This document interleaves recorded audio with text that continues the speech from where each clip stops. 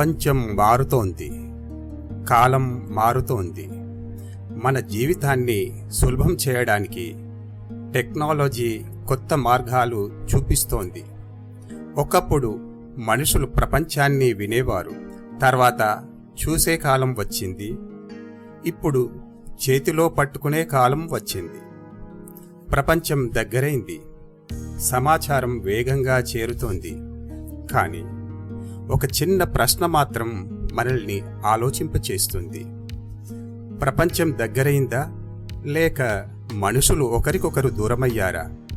ఈ ఆలోచనతోనే విద్యావేత్త బద్రి గోపీకృష్ణ గారి కలం నుండి జాలువారిన ఓ మనిషి నువ్వెక్కడ శీర్షికతో ఒక చిన్న కవిత మీకోసం. ఓ మనిషి నువ్వెక్కడ. రేడియో కాలంలో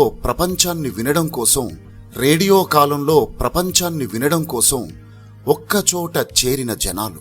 టీవీ కాలంలో ప్రపంచం ఇంట్లోకి వచ్చి కుటుంబంతో కలిసి చూసిన క్షణాలు. సెల్ ఫోన్ కాలంలో ప్రపంచం చేతిలోకి వచ్చి ఆ ప్రపంచం చేతిలోకి వచ్చి ప్రతి మనిషి మెదడులో సెల్ వనాలు. కాలం మారింది, సాధనాలు మారాయి, జీవన విధానము మారింది. మనిషి మాత్రం మనిషికి దూరమయ్యాడు. హృదయం మనిషిని మరిచిపోయింది. మనిషిని మరిచిపోతే ప్రపంచం దగ్గరైనా హృదయాలు దూరమే.